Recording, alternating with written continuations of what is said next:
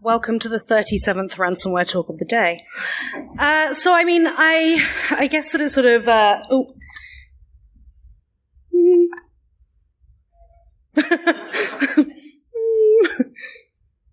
It's a ransomware attack. Right. So here we go. So, it sort of goes without saying, ransomware apparently is kind of a big deal, and we're hearing a lot about it. You guys might be familiar with one of these, but it turns out it's not the only ransomware attack that happened in Ireland this year. There were a few others, and probably actually a lot more than we know about, because one of the big problems we do have with ransomware is that it is currently massively underreported. So the data we have, while very useful, is incomplete. It's a good thing to bear in mind as we go through. So you will recall the HSE attack. I'm assuming everyone's heard of that one. It's very relevant to the talk track of the Ransomware Task Force, because what happened is you might have heard of another big thing that's happened recently, a thing called COVID. And during the past 2 years, hospitals have been sort of attacked pretty much broad scale across the world. And so recognizing this, the Institute for Security and Technology, which is it's a think tank on the West Coast in the US, and it sort of sits at the intersection of security and technology, as its name suggests, and public policy. They sort of looked at the fact that the pandemic, the actual pandemic, not the cyber pandemic, was I just put that in for Victoria, was actually being sort of exacerbated by the fact that hospitals were having to deal with these attacks constantly, and that was impacting health delivery. And so they looked at ransomware and they said, it's actually creating a big societal issue, and we should do something about it. So they thought, well, why don't we create a task force to tackle this?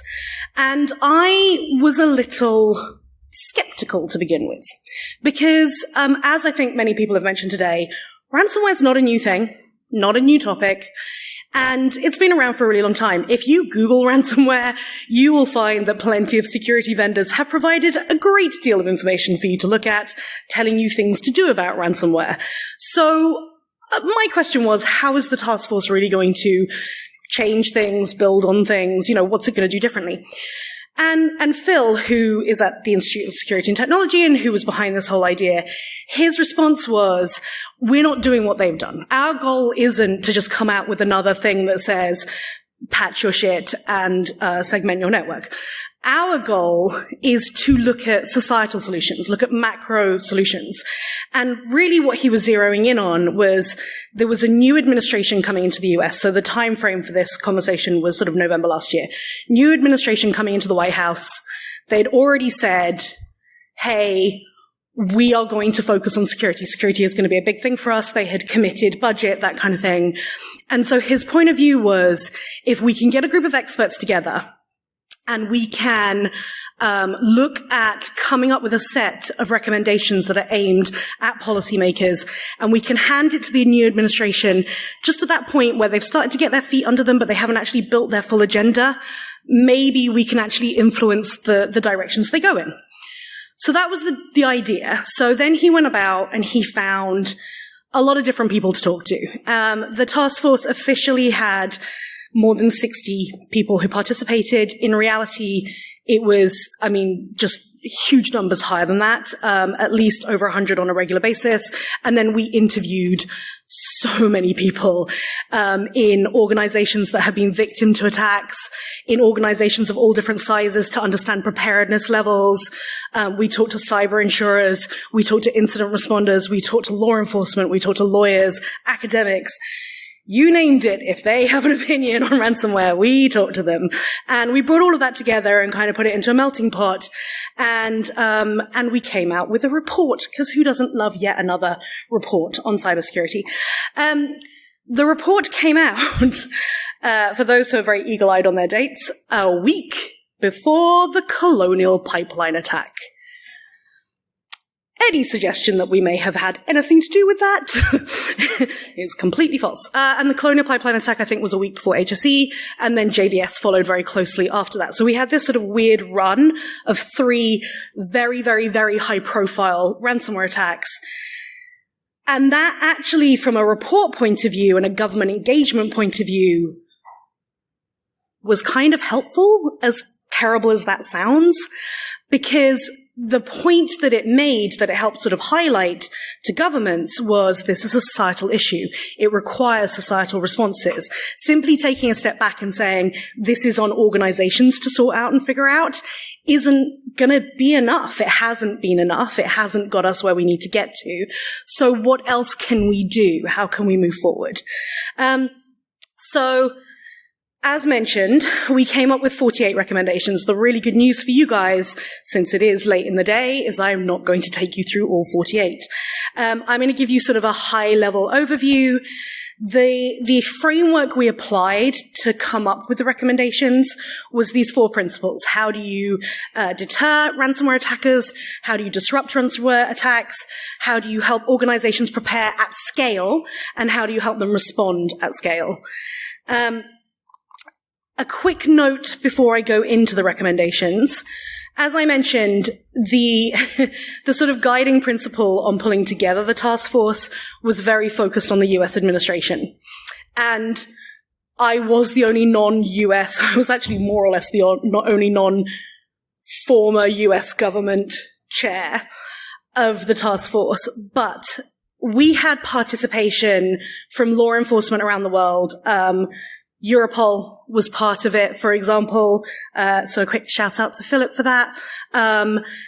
We had NCSC in the UK. We had the RCMP in Canada. We had various organizations from the US government.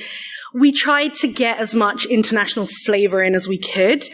And our view is that a lot of the recommendations, while the detail of them, the specifics, are oriented towards US legislation, we believe the principle behind them can be adopted more broadly by other governments, including this one.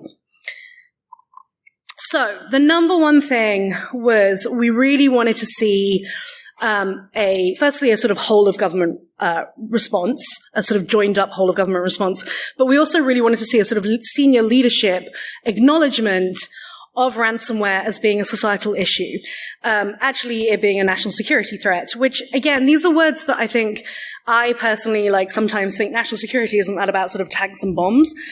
But actually, when you have hospitals and pipelines closing down, that is a threat to the nation and to the national economy. The JBS attack, I made fun of the fact that people were getting very fired up about the cost of chicken wings until a colleague of mine reminded me, rightly, that in the US, chicken wings are a staple for families that live below the poverty line. The fact that chicken wings are still 10 cents more expensive today than they were before that attack has a profound effect on those families living below the poverty line. So you are looking at economic and social repercussions. We wanted that to be recognized by governments. So what's happened since then? Well, firstly, the G7 lined up on a beach in Cornwall to do the Macarena. And then they, awkwardly, then they put out a communique. They put out this communique after they meet, and it goes through all the different things they talked about and all the commitments they made. And they talked about ransomware, which is kind of insane. And they said, hey, we're going to work together on this. It's going to be a thing, and we're going to try and really focus on it. Now, the G7 then followed up and said, before the end of this year, we will meet specifically on ransomware to come up with a set of commitments that we're going to make. That meeting is currently being worked on for December, and we look forward to hearing what the commitments will be to take into the new year. So the other thing that happened is the President of the United States of America has talked about ransomware on public television at least 8 times this year, which when you really think about it, is kind of astonishing. I mean, it kind of puts cybersecurity in a frame for your average citizen in a way that it just hasn't before. So the fact that they did this, and then the White House sent out a bulletin to people saying hey, you really need to take action, and here's what that looks like. Again, these are really strong indicators that they're taking it super seriously. The Department of Justice also reclassified how they think about ransomware and said, we are going to treat it on the same level as terrorism. There has been a very joined up response through US government. We've seen Treasury come out with things. We're seeing sector regulators come out with things. We're seeing Congress try and get in on the act now with reporting requirements. So there is, in the US, this sort of very joined up point of view. I will say, like, we've talked to a lot of other governments. They are not making the noise that the US government is making on this, but they are certainly paying a lot of attention to the problem and really trying to understand how they can also get to this sort of joined up response and what that would look like. So the next big thing was, okay, great, you have an individual government pay attention and sort of stand up to be counted. We would like them to collaborate together. We would like them to coordinate their efforts, and in particular, it's very important that they tackle safe havens. Not because I specifically hate this movie, though that is true too. Safe havens are nation states that basically create a safe space for attackers, either because they can't prosecute or because they won't prosecute. So what we would like is we would like the governments that are affected by ransomware attacks to figure out how to address that. In the case of nations that can't prosecute, that normally comes down to things like they don't have the resources, they don't have the training, those kinds of things. So the solutions there become a little bit more obvious, right? You can provide training, you can provide funding, you can provide staff. It's expensive to do it, but you can do it. The problem comes with nations that won't prosecute. And there are all sorts of sort of, dialogue around why nations do this. There's, a lot of people like to talk about the fact that it furthers the political aims or ambitions of certain nations. In this situation, the classic diplomacy tools that we have in our arsenal, I'm trying not to use military language, but it's hard. They are not working, right? Sanctions have not traditionally worked on this problem. And so sanctions is a completely viable thing to look into, but we have to figure out how to make it work and how to get it taken very seriously. But some things have happened on this. So after that G7 summit, President Biden went to Russia and he met with President Putin, who looks very strange in this picture. And Biden said to Putin, hey, you've got to stop attacking our critical infrastructure. We're drawing a line, no more attacking the critical infrastructure or else.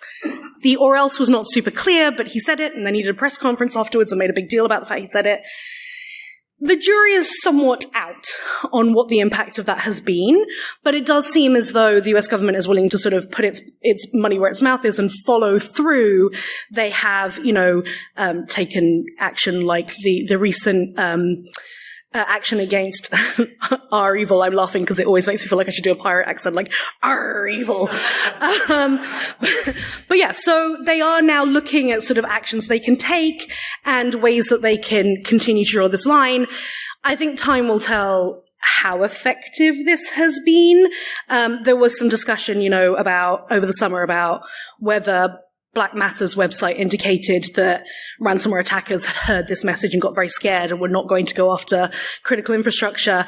And it's more likely they were on holiday. So we've certainly seen attacks ramp back up again through September and October. Other things have happened. So the US and NATO got together and they put out a statement saying, ooh, China, bad China, stop using Microsoft Exchange vulnerabilities. I had not seen them do something like this before, particularly NATO. So this was kind of interesting to see them take that stance, draw that line. Again, hard to quantify what impact this kind of thing has. But I think once they make the public statements that say we want to draw a line, the question becomes, okay, well, how are you going to follow through with that? Where is that line going to be and how are you going to enforce it? Which is when we come back to things like, do sanctions work? Just quick show of hands, how many people are familiar with the sanctions that the US Treasury Department has introduced connected to ransomware? Okay, so I will briefly... So they've taken two primary approaches to this. One is that they have applied sanctions to making payments to specific ransomware groups, ransomware actors. So what they're saying is you can't make a payment to them, right? They're putting them in a specialized group and saying these people can't have payments. I personally think that's a game of whack-a-mole. I think you're just, all that will happen is they'll rebrand. They'll go underground and rebrand. The other approach they've taken is they've put a sanction on a specific exchange, and cryptocurrency, which we'll talk about a little bit more, is an avenue that's interesting and worth pursuing, and it's a little bit less of a moving target. So I think that has a little bit more potential to be impactful.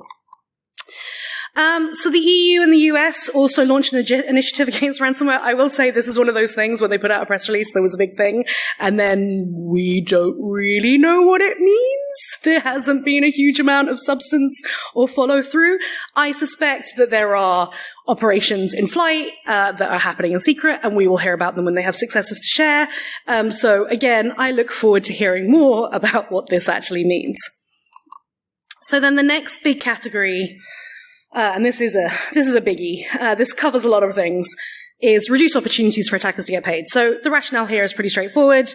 If extortion-based attacks are basically profit-driven, profit-motivated, the reasoning goes that if we can make it harder for them to get paid, then less people will flood into the market. This is all a good thing for us.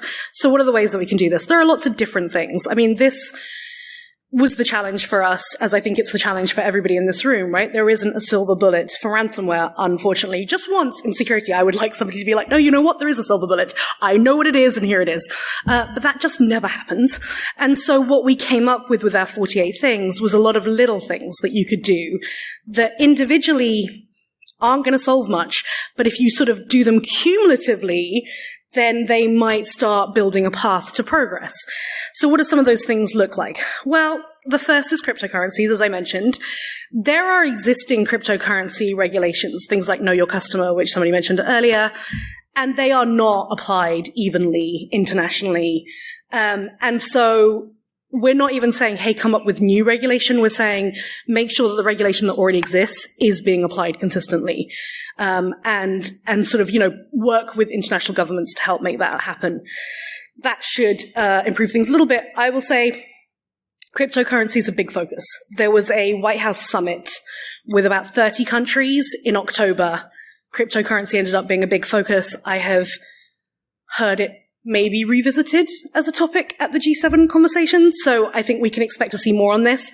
I think in general, what we have not seen, and what I hope we will continue to not see, is an attitude of cryptocurrency is evil, we should kill it. It is, if you look at any of the reports that come out around cryptocurrency tracking, like the chain analysis reports and that kind of thing, cybercrime equates for less than 1% of the business conducted. So I think it would be wrong to just sort of say we should get rid of cryptocurrency. But we do need to think about the role that it's playing. Next thing is looking at the measures that organizations take. So Bob controversially earlier on mentioned about the fact that people sort of spend time looking for decryption tools and they're not available. Philip responded and said, actually, they are available, and we have seen them work, and it's saved over $900 million in unpaid ransoms. What we found as a group when we interviewed people was that actually most people don't look.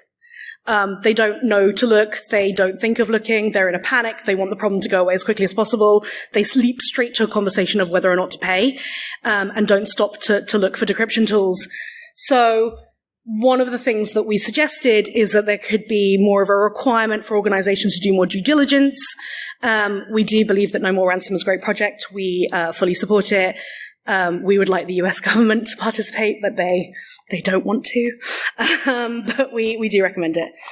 Another thing is that we believe that governments, particularly in more developed economies, should look at whether they can provide a safety net for their most vulnerable or critical organizations. So critical infrastructure and your small to medium businesses. Can you set up a fund that enables them to get on a path to recovery? And can you also provide resources to help them with that? Or can you provide the resources for preventative measures? So, for example, if you are I was going to say an SLTT, but I'm going to have to now go state, local, tribal, or territory? And that's what it is in the US, which is the sort of local, all the different types of local government. CISA, the Department of Homeland Security's department, which is the Critical Infrastructure Security, Cybersecurity and Critical Infrastructure Security Agency, they have a bunch of free services that they provide, right, to help state and locals and other areas of critical infrastructure basically avoid becoming victims. So that's the kind of thing. Can we do more of that? Help organizations adopt these capabilities, give them a fund. I mean, you could make it so that they pay back, but they pay back through preferential timings or whatever terms. And then the other thing is mandating reporting. So as I said at the very beginning, one of the problems we have with ransomware is too little information, too little clarity of what's really going on. The idea of having some regulation to mandate reporting. We talked earlier on about GDPR having some requirement for this. The NIS directive is currently being updated by the EU. NIS 2 will have broader mandates for reporting. In the US, there is a piece of legislation currently going through Congress which mandates the reporting of ransom incidents. And for the task force, one of the things that we considered might be an idea would be to have an independent body that people could report to, because one of the things that we hear is that organizations are afraid of reporting because they're afraid of regulatory response. So the idea was we would have a sort of clearinghouse that would aggregate and anonymize the data, share it out to the relevant people, and could act as a liaison with government entities or law enforcement if necessary, but wouldn't sort of require it of people. Now, the thing we always get asked about is prohibiting payments. Should we ban payments? And we talked about it at length, and we couldn't come to agreement on this. There may have been some friendly arguments over this topic, and I think, everybody had a sort of good intent behind it. Pretty much everybody agreed paying ransoms is not palatable, and in general seems like a bad idea, in that you are legitimizing crime, you're funding crime, you're enabling the bad guys to invest more in their infrastructure and their capabilities. You could be funding other kinds of crime, which is also not very nice. And the more that other people see those headlines about big paydays, the more people flood into the market and you get like a lot more attackers, right? And again, the reasoning applies that if you ban payments and then you send a strong signal to attackers that says you're definitely not getting paid, that then they will go and they will do other things with their time. They'll just go, oh, I'll go straight. It'll be fine. The reality, though, is I don't know that anyone's super sold on the idea that they'll just be like, time to get a proper job. It's much more likely that they're going to play a game of chicken. And if I were a ransomware attacker, which I'm not, and I keep saying it into the microphone, I would start by targeting organizations that have the least ability to resist payment. So critical infrastructure, because they have no tolerance for disruption, and small businesses because they have very little resilience typically. That's what I would go after. So you're basically, if you ban payments today from where we are right now, you are drawing a giant target, I believe, on your most critical and your most vulnerable.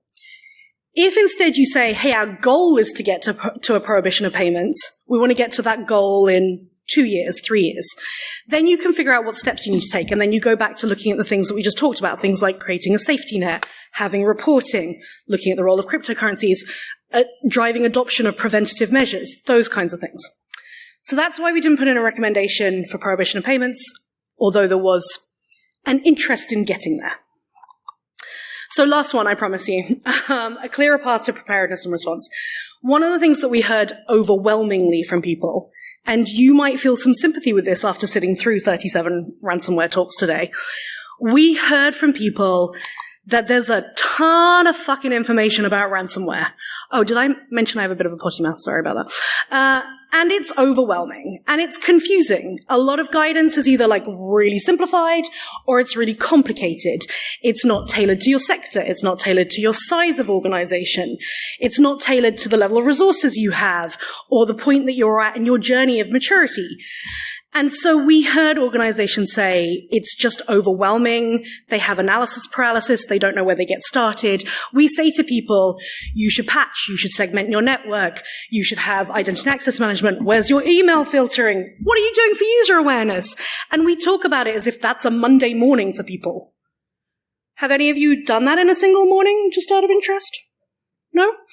Okay. So one of the things that we heard a request for a lot was to have a much more sort of single source of truth on ransomware. Something like the NIST framework, or if you prefer the ISO reference, the ISO framework, that would be adaptable for people and it would create a path to maturity and you could have profiles applied to it.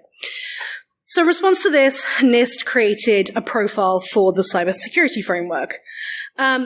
I can totally understand why they took this approach, because NIST's view is this is defense in depth. It's not different to a standard defense in depth program just because there's an emphasis on backups.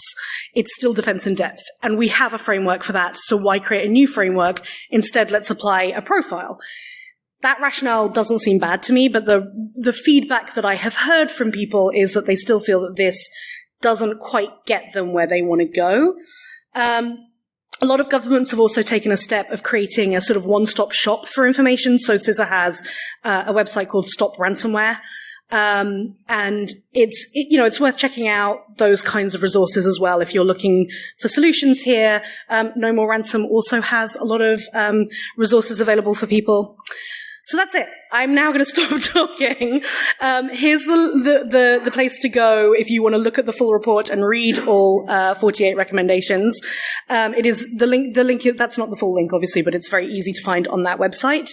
And if you have questions about it, I'd be happy to answer them, although I think we're out of time for right now, but I'll be around. Okay. Well, we have 3 minutes, so if anyone has a question for me, let's go.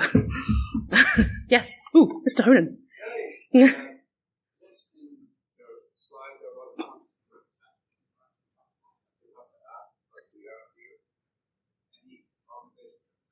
I really hoped you weren't going to ask me that.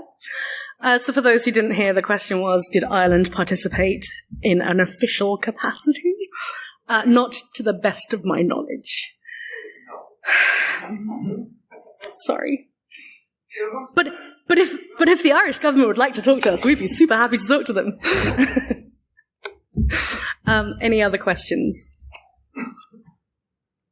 Yep. Oh.